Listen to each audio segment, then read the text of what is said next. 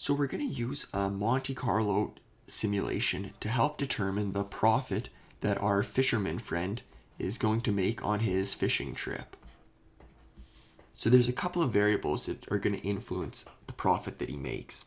The first one is the number of days that he goes to fish. And from past years, he knows that he can normally have 28 good days, but if it's a great season, he can get up to 30. But if the weather's quite poor, then he'll have 26 days. And this kind of follows a normal distribution with 30 at the top, 28 in the middle, and 26 on the end. So a normal distribution. The second variable that's going to play a role is the number of fish that he catches per day. And since that you are fishing, the number of fish can vary quite a bit. So he's guessing that he could catch anywhere from 50 all the way up to 80 fish per day. Anywhere in between there has the same chance of happening. So we're going to say that it follows a uniform distribution.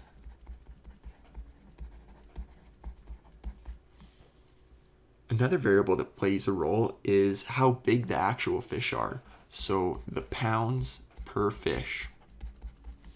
So since he's going after all the same species, the medium weight is known to be 4 pounds, and the maximum that these fish can grow to is 5 pounds, and the minimum is 3 pounds. So once again, this follows a normal distribution. The last factor that determines his profit is how much he can sell his fish for. So the price in dollars per pound. And he made a deal with the local meat shop manager, and the meat shop manager is going to offer to pay him $4 exactly per pound. So this is an exact value.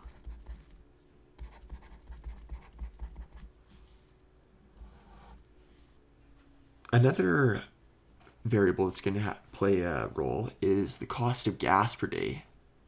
So that's one of the expenses that he experiences. So the number of dollars in gas per day. And gas, the price of gas kind of fluctuates a little bit. It can go all the way from $15 up to $30 with a medium value of about $20 per day. So this follows a triangular distribution, with 15 at the lowest, 30 at the top, and 20 at the peak here.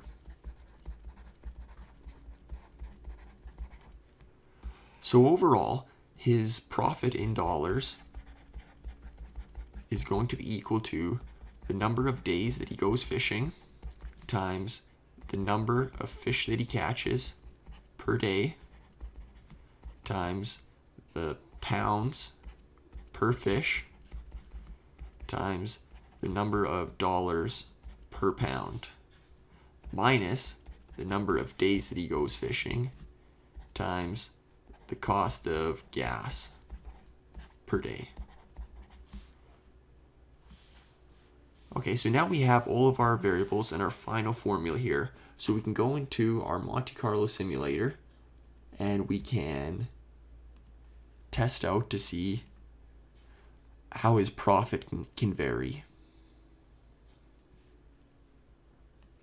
Okay, so we have it all open up here. So let's go ahead and fill in our variables that are going to affect this. So we have number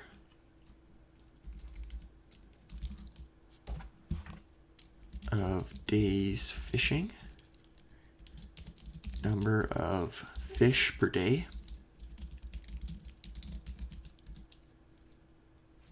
pounds per fish, and price per pound. And we also have the price of gas per day. So for the first one, the number of days fishing, we said that the median value was 28 days, and it followed a normal distribution with a maximum expected number of days of 30. Okay, for the second one, for the number of fish per day, we said that it followed a uniform distribution. and that the minimum value was going to be 50 days, or 50 fish, I guess, and the maximum number of fish was going to be 80. So for this input variable, we can just put anywhere between these two values. We're just going to use it for our final formula. You'll see that in just a minute. For the pounds per fish, we said that the median value was 4 pounds, and that it followed a normal distribution with a maximum of 5 pounds. For the price per pound, we said that it was $4 per pound, and this was an exact value. For the price of gas per day, this follows a triangular distribution with the peak at 20. The minimum value was at 15, and the maximum value was at 30. So if you wanted to and you didn't want to put 30 and you knew it was going to be, say, 10% higher, you could just go into this cell and type 10%, and it would do the same thing. But we're going to leave our 30 in here. Okay, so that's that. So now the last step is to make our final formula that we care about. So in our red cell here, we're going to enter our profit formula that we entered before. So that's the number of days fishing times the number of fish per day times the pounds per fish multiplied by the price per pound subtracted by the number of fish per day times the price of gas per day. So let's just have a quick look to make sure our formula is correct here. Okay, so that looks good. So it's all done here. Our simulation says it's complete. So let's run our simulation.